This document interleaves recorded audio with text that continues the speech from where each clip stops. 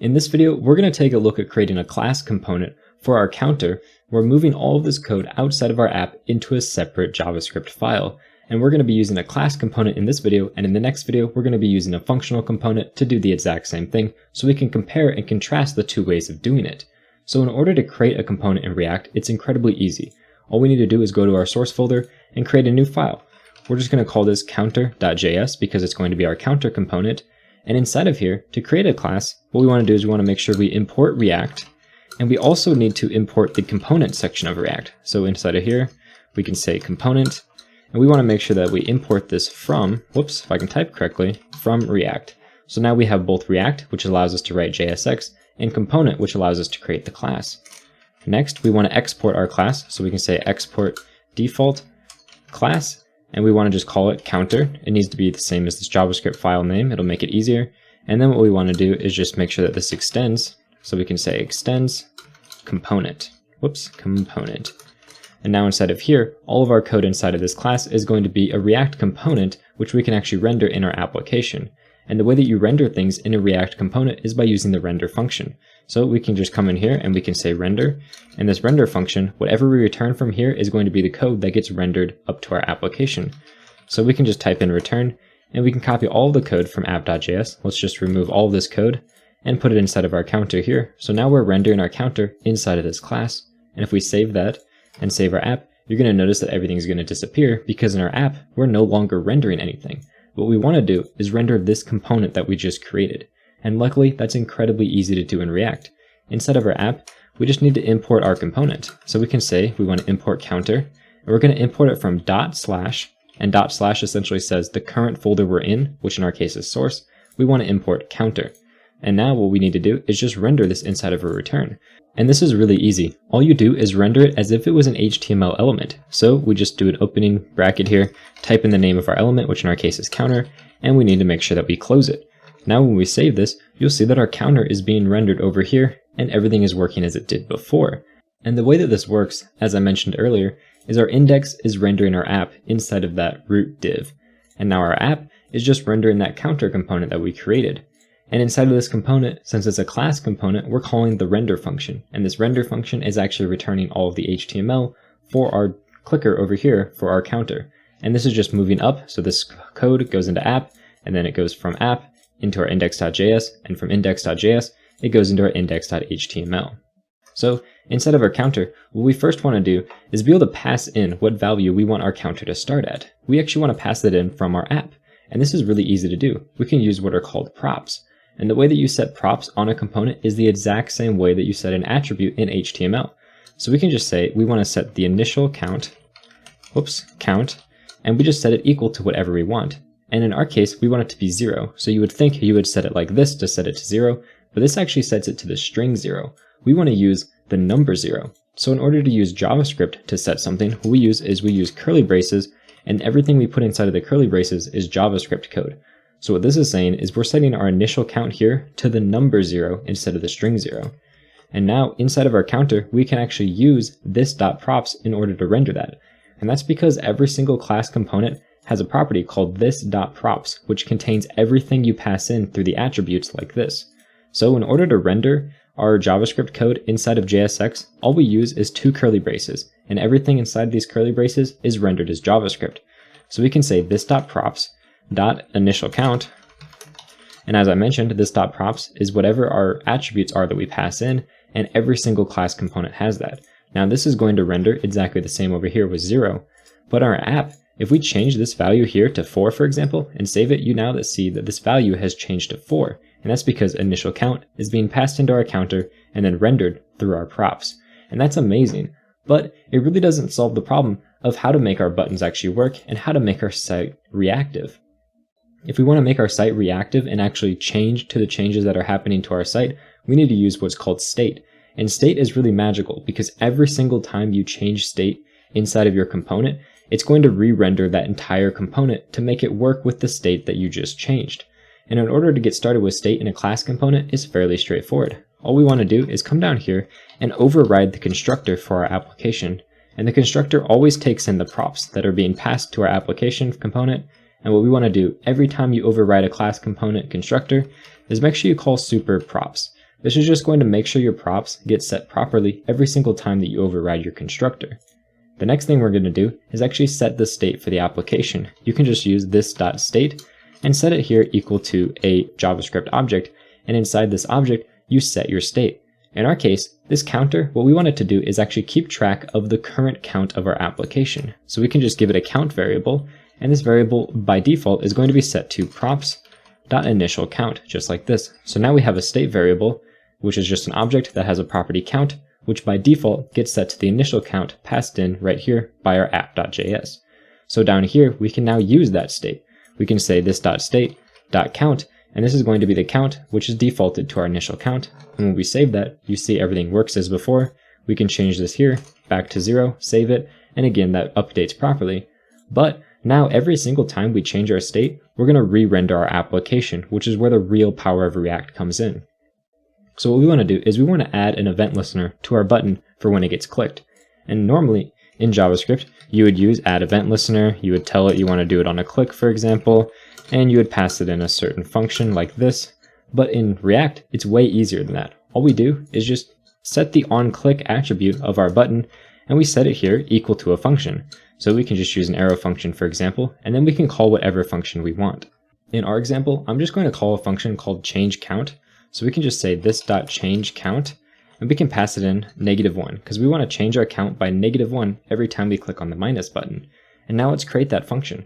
And since we're just in a normal JavaScript class, we can just come down here and create a changeCount function, which is going to have an amount that it gets passed into it. And what we're going to do is we want to actually set our state.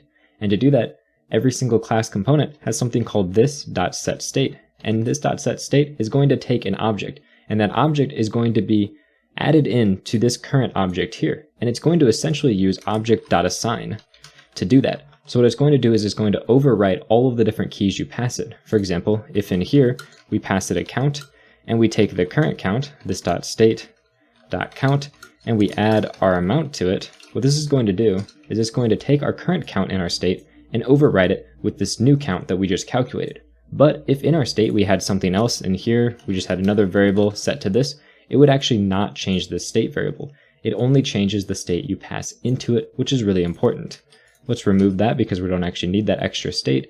And now that we have this function here, let's save this and check to see if this works. When we click on minus, we should expect our number to decrement by 1.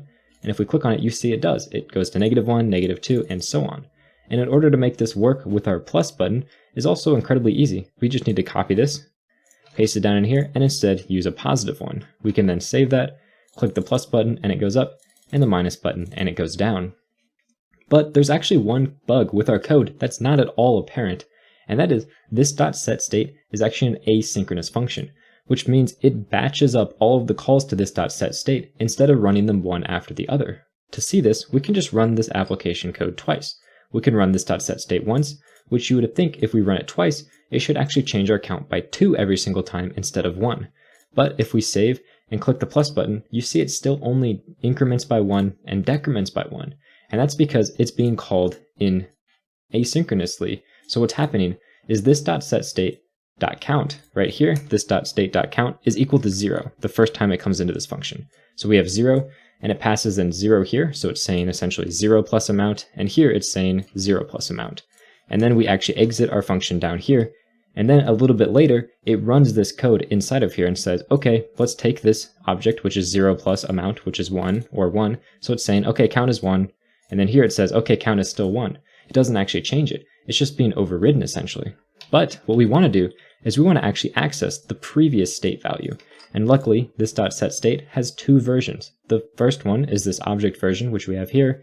And the second one, we actually pass in a variable, which is a previous state, and it takes a function. And this function is just going to return the new state. So we can say here that we want to return our count. And what we want to do is we want to take our previous state.count and add the amount. And there we go. Let's remove this old one. And now when we save that, we click plus, it increments by 1, and minus, it decrements by 1, so everything works the same. And the way this.setState works when you pass a function is it actually uses the current previous state. So it allows you to do multiple calls to the same thing. So if we want to call this function twice, we just copy this down, paste it. This should increment our number by 2. And if we save, click plus, you see that it does actually increment and decrement by 2 at a time. And that's because this gets passed in the previous state. So when we call this first time, it's going to have the previous state of 0. It's going to increment our previous state by 1 and set the new state to our count. Then when we get down to this other set state, we're going to have a previous state of 1, which will get incremented by 1 to the value of 2. Essentially, all you need to know when it comes to this .set state is any time at all that you use the previous state to set the new state, you need to use the function version. And anytime you don't use the previous state, you can just use the normal non-function version. For example, if we came in here and set the state of our count to be 0, this doesn't actually use any code from our previous state, so we don't need to use the function version. We can just use this normal syntax here, and it's going to work just fine. If you're worried at all that you may be using the previous state in any way, just use the function version. It's much safer, and it's always going to work just as well as this non-function version. This non-function version is just easier to use when you have something simple like this, setting the count to 0. Now let's remove this all, set it back to normal so that we actually have our increment and decrement working as it should.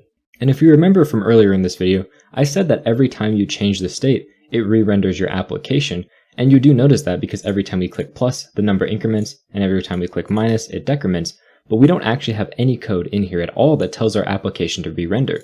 This .set state takes care of that re-render for us, and it's really powerful. We can actually come in here and we can just do a console.log, and inside of here, we just want to say render counter, because this is rendering our counter, and inside of our app over here, we can do the exact same thing, but we can say render app.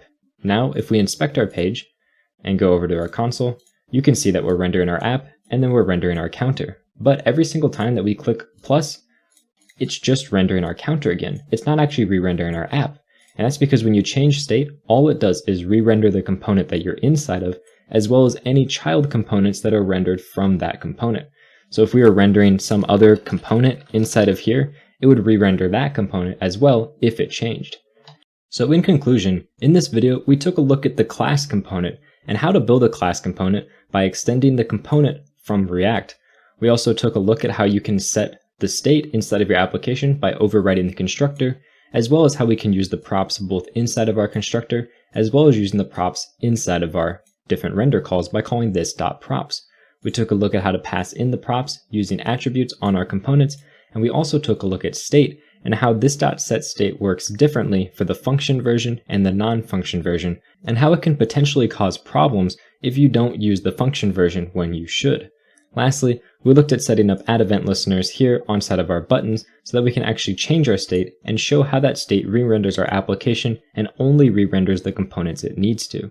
In the next video, we're going to take a look at functional components, which used to be not as popular as class components, but now with the induction of hooks, functional components are much more popular than class components and are the new way that everybody's writing things in React. So we're going to take this counter and rewrite the entire thing using function components, and I'm going to show you how much easier it is to do in a function component than it is in a class component. So I really hope you're excited to see how much easier this code can get, because you're probably already looking at this and thinking that it's amazingly easier than writing this in normal JavaScript.